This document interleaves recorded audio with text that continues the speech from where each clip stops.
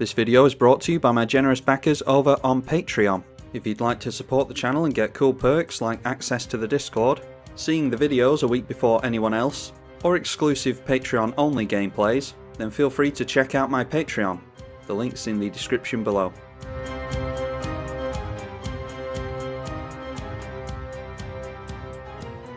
Yawgmoth Thran Physician versus Kynaios and Tiro of Meletis, Nekusar the Mindrazer, and Arcum Dagson. The Arcum Dagson player is Gogo Batman, a patron to the channel, and the other two are randoms. There were no other patrons available to play when I came online this Sunday.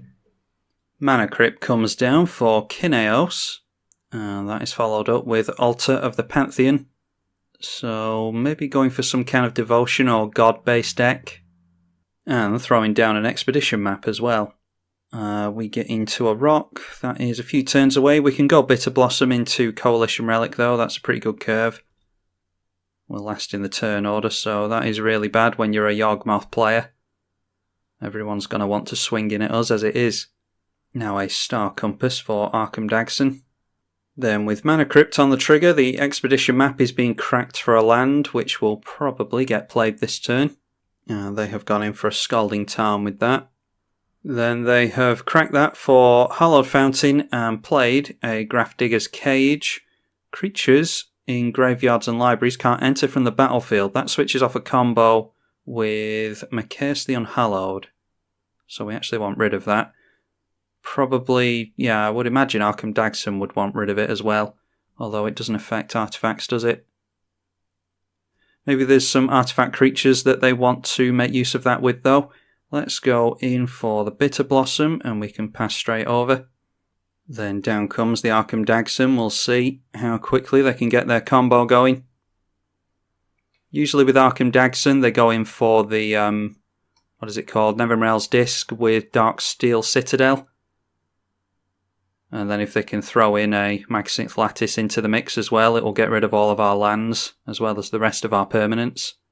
And the first potential wheel of the game coming down, Jace's Archivist for the Nekusar player. And then for the Kynaios and Tiro player, Ajani, Mentor of Heroes. And they are looking at the top four cards. They can reveal an aura, creature, or planeswalker. So let's see if this is Super Friends. They have revealed Thassa, God of the Sea, so maybe it is God Tribal, or an Enchantress build, something like that. Can't really tell yet. Now I was hoping that they were going to go in for their commander there, because I'm actually debating a Toxic Deluge, because I think Nekusar might go in for a land into a wheel off of Jace's Archivist, and I don't want to discard the Cabal Coffers. No, but no need to worry about that. Path to Exile going on to Jace's Archivist. So that buys us another turn. We can go Deserted Temple into Coalition Relic in that case. And we've got a Grave Titan as well. So yeah, we go Deserted Temple into Coalition Relic and we'll put a charge counter on that before I forget. Alright, an Ornithopter. That looks like sack fodder for the Arcum Dagson. I think they can do that at instant speed. Yeah, they can do that whenever they want. They might be able to untap it this turn though. And they go in for a Chaos Wand, which exiles cards off the top of an opponent's library until an instant or sorcery is revealed. And that looks like they've aimed it at us, so that is a Damnation, blowing up their own commander. And some more mana rocks for Nekusar. They're down to 3 cards in hand. They can afford to get down Nekusar and then go into a wheel. So let's see if they go for that. Alright, that was a commit. Put a target spell or non-land permanent onto or into its owner's library, second from the top, so they did that on Ajani. And now they've gotten in Magus of the Wheel, which is another wheel on a creature.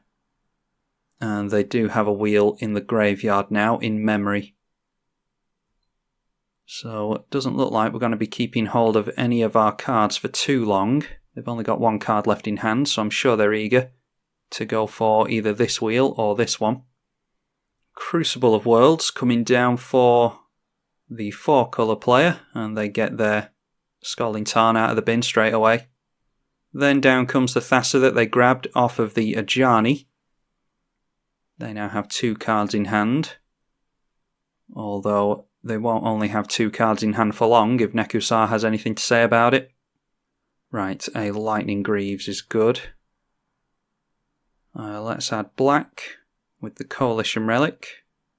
We did not get into a land, unfortunately, so do we want to... Yeah, we can't get down the Lightning Greaves and our commander, unfortunately. We'll just play the Cabal Coffers while we've got the chance. And then I think we just go Lightning Greaves. And we could go Necro Skitter. I think we're going to get wheeled anyway, so let's go Necro Skitter. And then we'll swing in at Nekusar just in case they block with the Magus of the Wheel.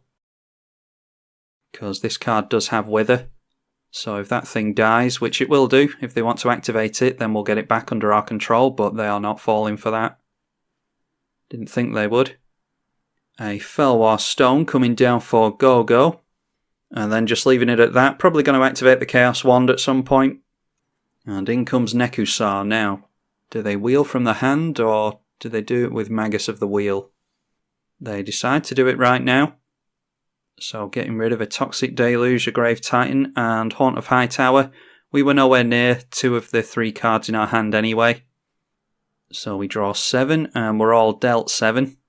And there's some more lands for us to switch on that Cabal Coffers. And as for discard, there was a Temple Garden and a Temple of the False God over here. A Wheel and Deal and Iron Maiden for Nekusar. And then there was Staff of Nin, in Bolas's Clutches, a Dark Steel Citadel, Ensnaring Bridge, and yes, that was it for Arcum Dagson. Deciding to activate Chaos Wand in response to the Chrome Mox, and they just so happened to have gotten into Mana Drain, so that counters the Chrome Mox. Not the best counter that they could have gone for, but it gets rid of a Mana Drain from them at least. And then Demonic Tutor, yeah, so I'm sure they wish they'd waited there, but that's the problem with Chaos Wand, you don't know what you're going to roll into. Then we go over to the 4-colour player's turn. They've got Temple of the False God available to them, as well as all the other lands, thanks to the Crucible. We've got a Scry with Thassa first. Oh, and going straight into Sower Oblivion.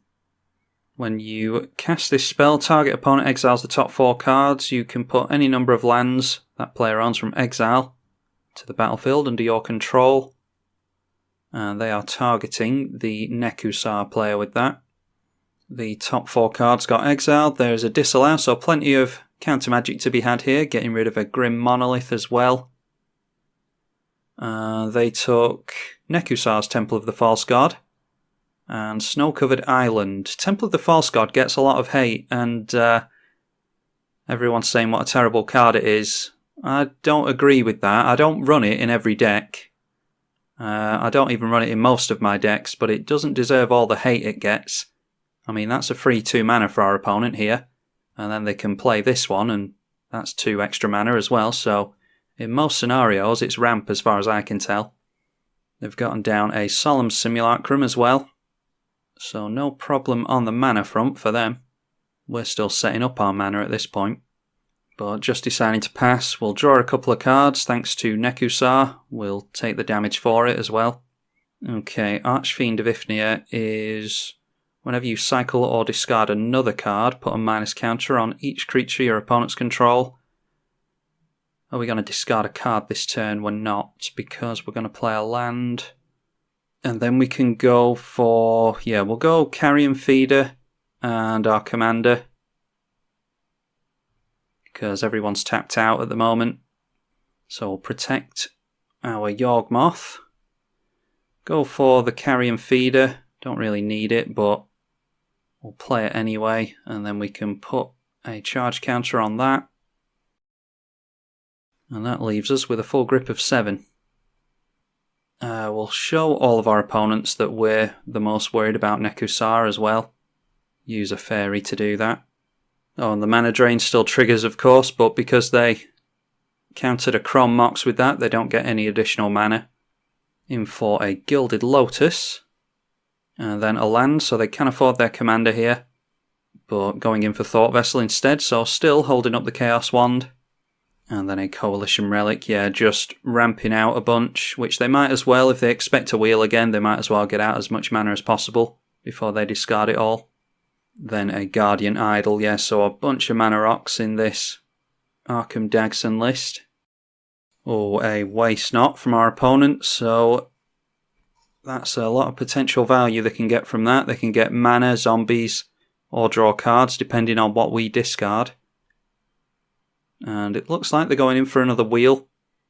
Nope, going for Forced Fruition. Whenever an opponent casts a spell, that player draws 7.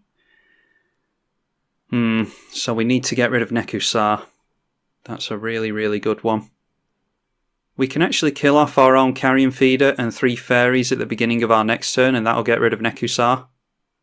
But we'll see if the Kynaios player can do anything about it first. They throw down a Makokoro. Each player draws a card. They'll have to be careful with that, with a Draw Pain player at the table. Then down comes their commander, and they are going to draw 7 cards here, so that's 7 damage, but they will get some filtering at least. Need to remember the fact that they've got a wheel in the bin as well, in memory. They go down to 14 life, and they have 14 cards in hand. I'm just wondering if we want to cast Archfiend of Ifnir next turn, draw 7 cards, and then discard a bunch and put minus counters on all of our opponent's stuff. At the end of the turn, I'm certainly going to put another land in with Kynaios and Tiro. And then they are swinging in with their Eldrazi at... yeah, the Eldrazi and the Solemn Simulacrum are going in at Nekusar. And they choose to block the Solemn to force them to draw. I don't think they have an unlimited hand size, so it might be that Nekusar gets a bunch of zombies and mana and God knows what else from the Waste Not. Because the 4-colour player has what will now be 15 cards in hand at the moment. And then they cast Swords to Plowshares, so that will draw them 7 more cards. So I think they'll have 22, oh no, the 1 less card there, so that's 21 cards in hand. But unfortunately, they lose life from Forced Fruition before the Swords to Plowshares resolves. So they draw 7 more and go down to 7. Getting rid of Nekusar at least. We'll see if they've got counter magic. And that's one of the benefits of being the last in the turn order, is that your opponents are more likely to use their removal before you get to use yours. Alright, and Narset's Reversal. What does that go on? They'll take control of the Swords to Plowshares. They can't point it at our commander, luckily. Alright, pointing it at the Necroskitter. So, we might as well sacrifice that and put a counter on the Nekusar. We're not likely to gain control of Nekusar because it won't hit the bin. So, yeah, I'm not really worried about losing the Necroskitter. Okay, they're going for the Swords to Plowshares again. That will kill them. I don't think they're aware of how... yeah. I don't think they're aware of how that stack works. They were going to lose 7 life again from drawing 7 cards to the Forced Fruition. That actually takes... yeah, we don't lose our Necroskitter then because something was taken off the stack.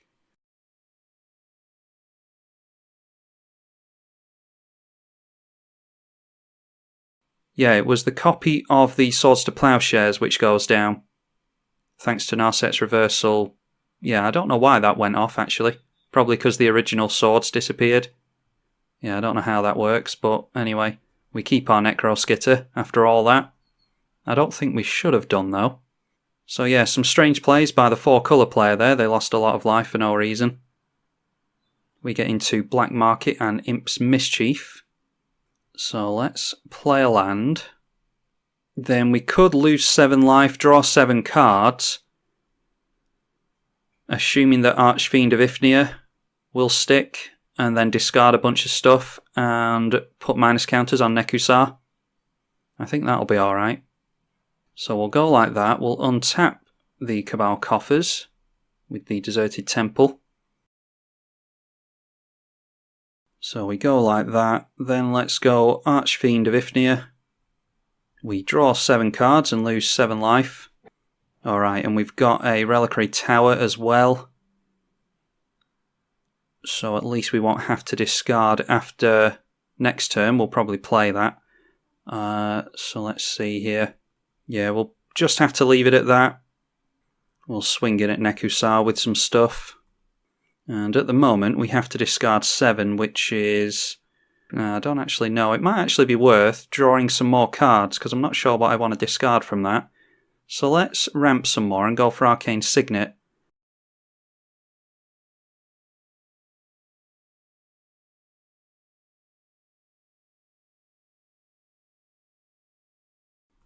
So we go down to 11. And we could always go for the Animate Dead onto the Haunt of Hightower as well. Yeah, we can discard that. So, alright, let's go to the end of the turn. And we certainly discard that. Alright, so we discard a bunch of things there. Now we put the Archfiend of Ifnir triggers on the stack. And our opponent's stuff will go on the stack after that. Which means if they get any zombies, they'll get wiped out by Archfiend of Ifnir. But they will draw a bunch of cards from this.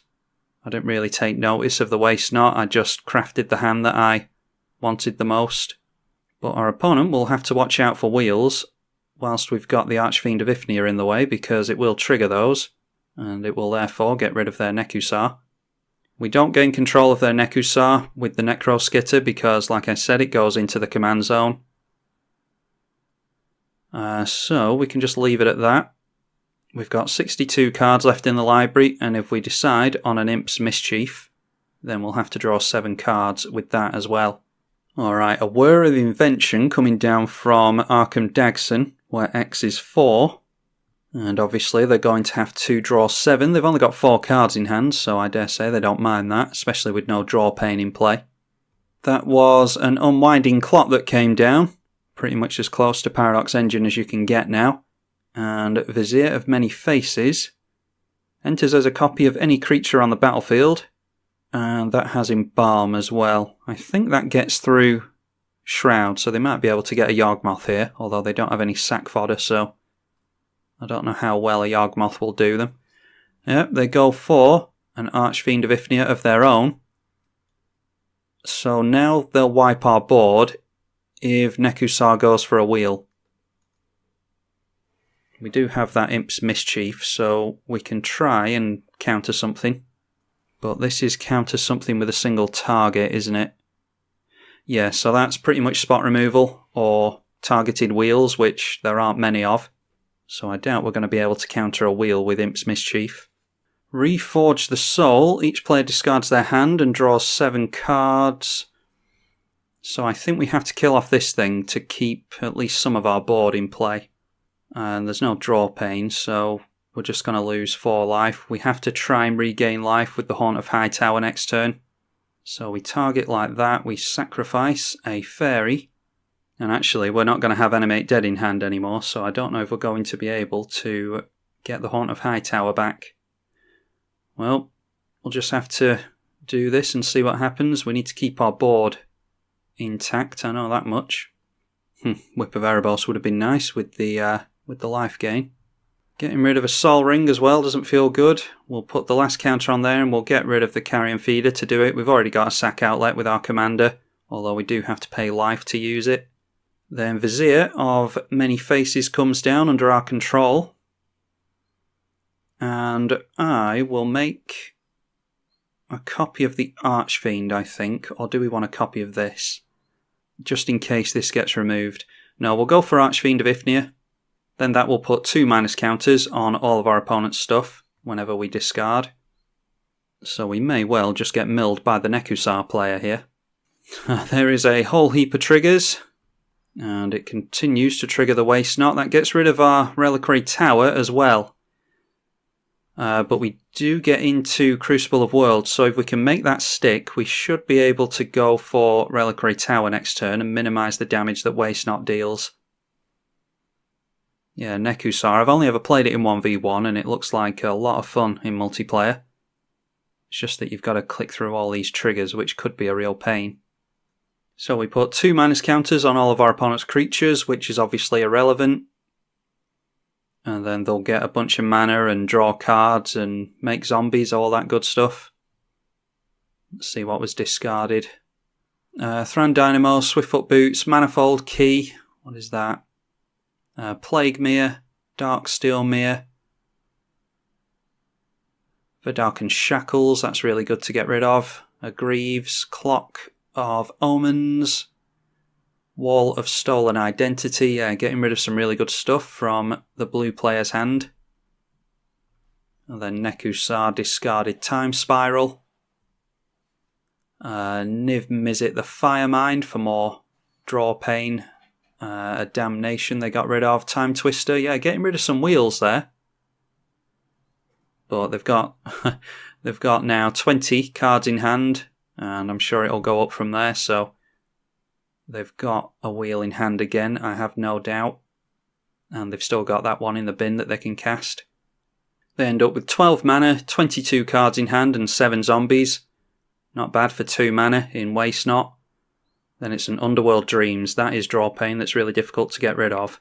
Yeah, us being a mono black player, there's not a whole lot we're going to do about enchantments like that. Chaos Wand is going to try and counter it. They get into a Toxic Deluge. I think they can put life into that. Yeah, they can. They're just going for 2, though. So they're keeping our board intact to try and help deal with Nekusar. We do have 13 points of damage on them, which is 2 swings in, and they go down. So I think that's wise play by GoGo. But they do have access to a wheel, like I said, and we are only at 7 life here. And there's a Rift. So rifting us before they go in for the wheel. Yeah, Liliana's Caress as well. That should seal the deal. 23 cards in hand over here. And we've got 14 cards in hand, but we're only at 7 life anyway. What is that one? That is Folio of Fancies. For 3 and tap, each opponent puts a number of cards equal to the number of cards in their hand. Alright, so they mill equal to the number of cards in hand. And then for XX and tap, each player draws X cards.